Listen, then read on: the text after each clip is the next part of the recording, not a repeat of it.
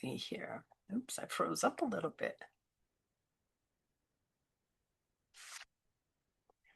They have changed things on me. Live stream.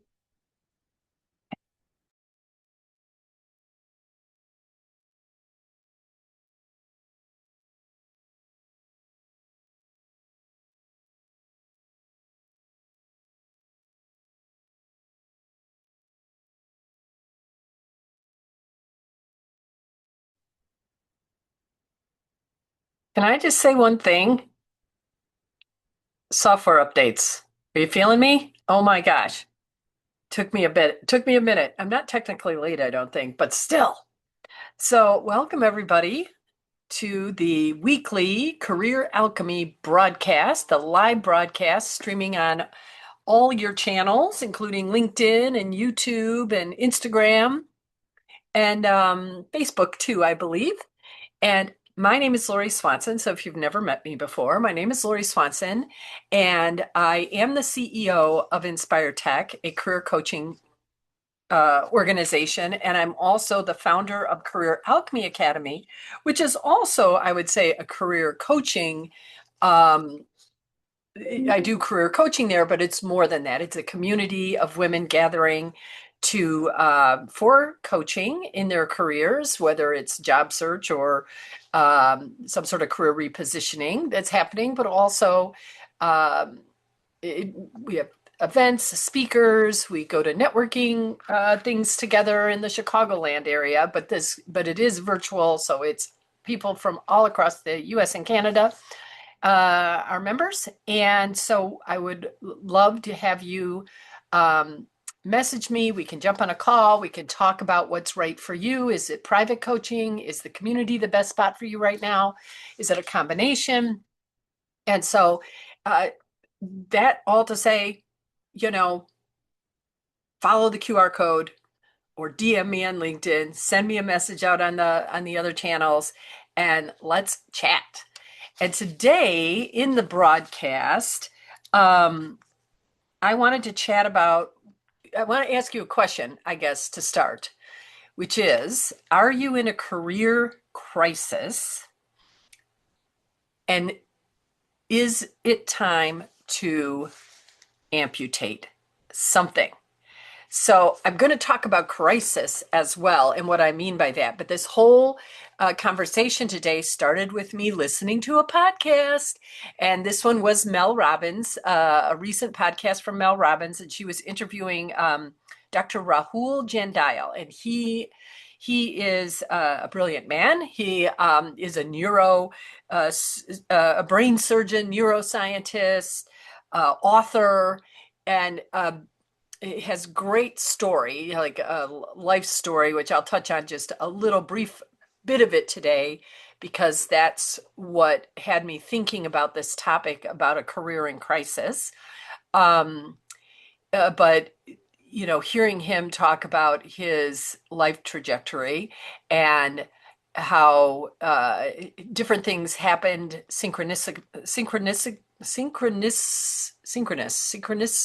coincidentally and not so coincidentally, that helped him to be who he is today, helped him to make these decisions. But for our purposes, he, Dr. Jandile came to the United States, moved to LA at 9 years old from Kashmir, which was experiencing some turmoil, and he and his family immigrated here. And when he's talking about it, you can just feel his gratitude, immense gratitude um, for the safety, I think, that it provided for his family, a place to um, eventually grow, I guess, a neurosurgeon, brilliant scientist here in the United States. So from these immigrant beginnings, and that's what's so I think important right now to remember. The that I'm not going to go political on us, but that we all came from somewhere, and we all are using our lives in ways that are touching other people's lives, uh, especially when we're provided with some level of opportunity. And so he moved to LA, 9 years old, from Kashmir. And he, of course, 9 years old, entered school. And he admits, he said, I was never a great student. I did not like reading. I didn't like sort of that traditional classroom setting. Yet he tested well. And eventually he got into um, University of California, Berkeley. So he gets accepted to Berkeley, I don't know, 18, 19, whatever age, moves to San Francisco and out of LA to San Francisco. And he really wanted to leave. He was ready to be somewhere else. So he gets to San Francisco and, uh, you know, things began to unravel a little bit for him and his family. His mother was diagnosed with cancer. A neo-Nazi had moved in next door to his parents, and there was threats, and it just felt again, I can only imagine, but that consistent low level and at times probably high level anxiety, fear that's happening in those circumstances. And he wasn't doing well at school, and he was partying hard. He says, I was doing a lot more partying than probably I should have. And he recognized, this young man recognized in that moment that he was in a time of crisis and that something had to give, right? Something had to change. And so he made an unusual decision to what he calls amputate, now that he's a surgeon. I don't think he'd probably use that term at that time, but in hindsight, yes, he's amputating Berkeley, which is unusual and sort of counterintuitive when you think about the fact that probably everyone else would have, suggested some other things that he could do, some other things he could try to help reduce, the crisis he was, experiencing, feeling, to help reduce that, but not lose this prestigious, life-altering opportunity that graduating from Berkeley was offering him and his family. But he just, that was the decision he made. And he moved back to LA. He, of course, got to be with his mom, and he joined a community college where he talks about meeting his mentor there, and then those other synchronicities that happen when you make a decision that there are times where you are at a choice point, right? And you make a decision, and it may not make logical sense out in the world, but it ends up being the best choice you've ever made, right? And sometimes you don't even know it at the time. It could be a simple decision, like, I had a girlfriend who encouraged me to go to the same college she went to.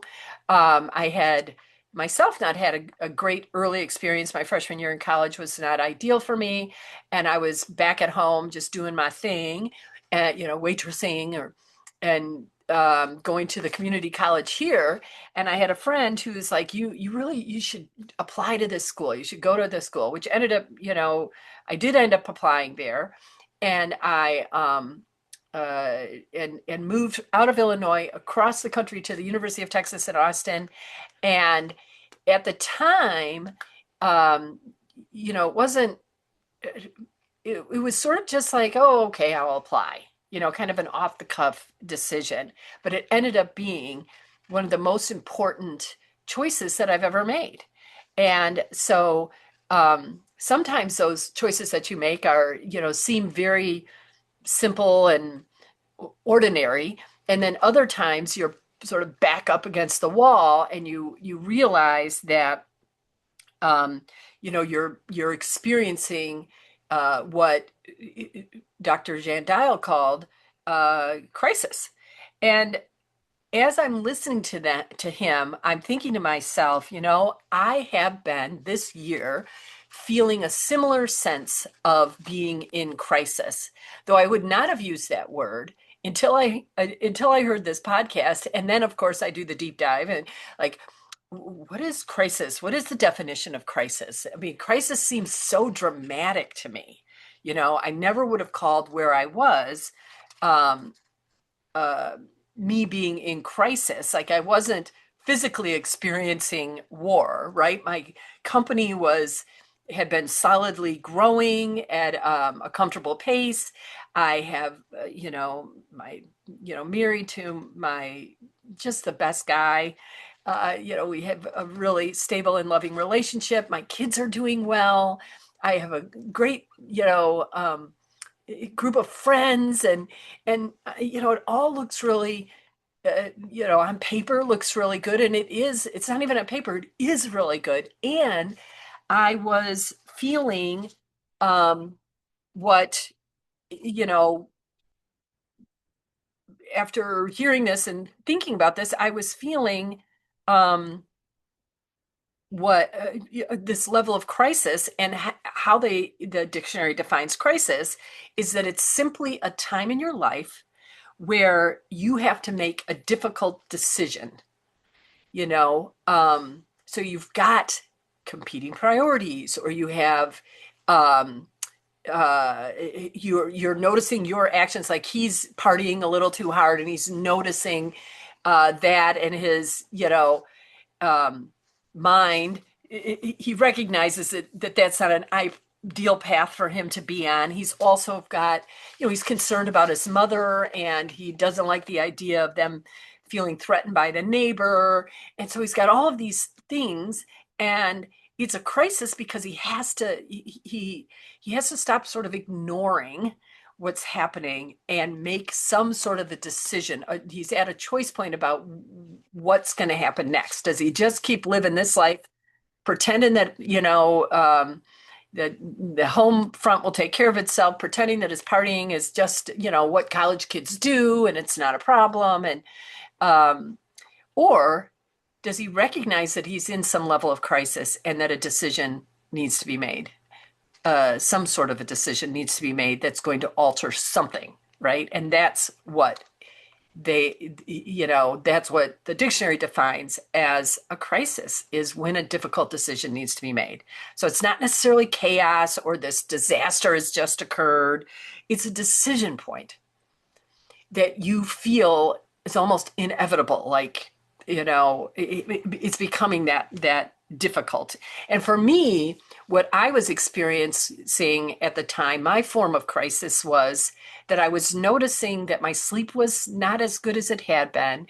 Um, I was, I was moving from one commitment to the next obligation, and you know, just very fast paced. I was doing a lot of travel downtown Chicago, which from the suburbs, depending on traffic and weather, sometimes, an hour, like I think generally it's about 45 minutes when it's perfect smooth sailing, but you hit bad traffic, an accident, weather, it could be a couple hours that you're just sitting on the road, right? And I was doing a lot of that because that is what built my business. And so I had noticed that I just didn't feel like I could catch my breath. Like I was moving so quickly among so many different things. And at night, I just collapse in front of the television, scroll on my phone, eat leftovers. And the things that I normally like to do, um, like I love making soup. I just didn't have the energy. I was just like, ugh, I don't feel like it. I'll just buy, the containers at Whole Foods or Panera or whatever. I'll just get these containers of pre-made soups. Not bad for me or anything, just, but the pleasure that I get out of chopping vegetables and making my soup from scratch and then eating it all week, I didn't have it in me. I if I would think about a friend or something, I would often just send them a quick text that thinking about you, or even a coaching client thinking about you, like I would do that, just just as a natural part of kind of the inspiration that would come to me, and I would follow that, or I'd send someone a card, right? But none of that was happening in this last year, like less and less frequently, because I was in my form of crisis. I was spent. at the end, like when Friday came, a suggestion to even go to a movie, it was like, nope. Like all I want to do is hole up. And I'm not saying that there aren't that is, not something that's worthwhile doing. But for me, I was recognizing that it was a factor of this sort of crisis level pace that I put myself in. So, whether I wanted to admit it or not, I was definitely in a crisis. Emotionally, I just, you know, I was feeling a little bit down in the dumps. Mentally, I was foggy and physically just tired. Wasn't sleeping as well, which then you know how that adds up, right? Look, you got to sleep. Sleep is important, my favorite thing. So I recognized that I needed to amputate something. Um, when I was listening to this podcast, and I thought to myself that like Dr. Jandile, who amputated what many people would say was the bright spot in his life, this Berkeley opportunity. For me, it was amputating networking, and it doesn't make a lot of sense to do that because that was the thing that I had chosen to do because I knew it got me out of my basement, first of all, my office space just got me out meeting people, potential clients. It brought me offers to speak and it gave me, both inside organizations and at events. It consistently was bringing me new clients, so revenue. Um, but and I, just going out and listening to people talk on panels, I love that. I love learning, and staying closer to what's happening out in the world. Um, and learn, like AI, of course, is huge. And I went to several like panels on that people were talking, giving their thoughts about AI and AI's impact. And I soak it all in, right? That's something that I really, really enjoy. So to amputate networking seemed counterintuitive. It was my Berkeley in a way, right? So, but that, you know, the networking, when I really thought about it, was the thing that was leading to me overextending myself. Um, you know, Lots of nights on the road. I am not a night person, and so those commutes downtown and then events going till 8 or 9 at night, and then coming home, which also disrupted my eating, not only my sleep but my eating patterns because of a whole bunches of things. And so the it just I was depleted, and so what I'm doing, what I've been doing for the past couple of weeks is making some different choices, amputating, not like full amputation, but pulling back. I said no to a board seat actually because of the time that it was going to be required of me to do what I consider, a really good job in that role. And again, opportunity for my business, opportunity for more visibility and exposure for me, opportunity for more revenue, of course. And it just felt like, as I sat with the invitation, I could feel my body. I was like, oh my God, it just again feels like I'm going to war. And so, and and and so I thought, that's a no. That has to be a no to me. And now I've been thinking about looking at all of my networking opportunities and making more strategic decisions, which I already thought I was doing. But when you're, up against the wall and you're really thinking about the fact that, this crisis could, if I stay in crisis, we know where that could lead, right? And so, that consistently, stress hormones being released into your body is very unhealthy. And so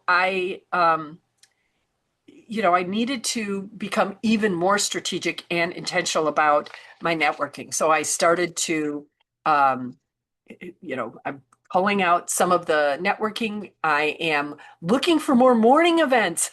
I'm considering like starting my own morning networking event because where are my morning peeps, right? And in the suburbs instead of downtown. And I'm uh, looking at the opportunities and seeing, what do I really want? I like a little more intimate than big, large rooms. So let's do more of that, right? So just thinking about um, the networking. And also, there's a part of me that remembered in this process that when I trust, my mission statement is to spread love in all its forms, all its highest forms, to have fun, and to trust life unconditionally. And when I think about doing a lot of networking, there to the point of no longer making homemade soup, what that leads me to is sort of a sense of not trusting that the divine life, the universe, whatever you call it, that you know always supporting and guiding me force, um it was like I was getting in the way of that again. And in my best moments, I remember that I can stand in the current. It's something we're talking about inside of Career Alchemy Academy for our touchstone this month about being in flow, right? Which is really about trusting that you are being carried, that you don't have to work so hard. Dip your paddle in the canoe once in a while, just get in the river, let the canoe take you, and occasionally, use the paddle to steer, but also trust that you're being taken somewhere and carried somewhere important. You're being connected to the right people at the right time. The doors are going to be opening, and you can use this same philosophy for job searches and career advancement.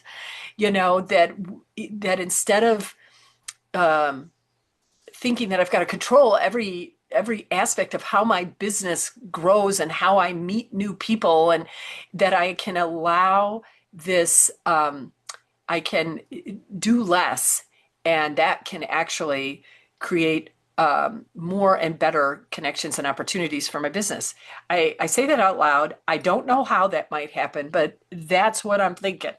That's what I'm thinking with that. Life wants us to be not in crisis ever, ever. And so um, try this. When you're right now, with me, if you're in a place where you can close your eyes or do this later, when you have some time, you might have a journal with you, and just close your eyes, take a few deep breaths in, just calming yourself, calming your regulating, calming your nervous system, just feeling more grounded, centered, and safe through your breath. And then ask yourself, where might I be experiencing a quiet crisis right now, or a very loud one? But where might this be happening? And what might I need to amputate? And then choose one thing this week, something big, something small. Say no to an invitation, call and regretfully back out of something. Start to look at how you've been um, the areas of your life that maybe that bring you joy that you haven't been able to tend to, like the soup making, right? And think about how you can create more space for that if you let go of this, and really um, embody this idea that if you trust life unconditionally, that you don't have to run at top speed in every moment to create a life that you love, right? That you can do nothing or next to nothing, and all of these things can just happen and appear somehow. I actually got a referral this week from a past client, and I was like, there it is. There's through my amputation of the network hustle. I've a referral came to me. Now, it might have come anyways. We don't know, right? But I'm just believing that it was because I created this space and align myself with what brings me joy. Again, align myself with what feels the most like love for me, what feels the most like spaciousness, flow, which is our word this month, what feels the most like that. When I'm aligned with that, then, I stay out of crisis. And that's kind of it. That's the message for today. Aligning yourself with the things that, you know, um, amputating all those things that do not no longer feel aligned or are not feeling aligned with peace and joy and love and rest and enthusiasm, and being intentional and deliberate about how you um, how you fill your time, and then you know knowing that you might have to make some difficult decisions. That's the definition of crisis, when you have to make some difficult choices. But then once you do, just the relief that comes, like I felt just so much more peaceful and excited about making soup. Like I've been my husband for Christmas gave me this soup magazine, right? And right around Christmas, I had looked through it and was putting in post-it notes, and then I've done nothing. And now I thought I'm pulling out that magazine because I just don't feel so spent. In just 2 weeks of this, I feel much more. At first, I was just happy to have nothing on my calendar, to tell you the truth. And now I'm feeling excited about doing more of the things that have me connected to, the people and the things that I love to do. So, and I think that's really the point. So that's it.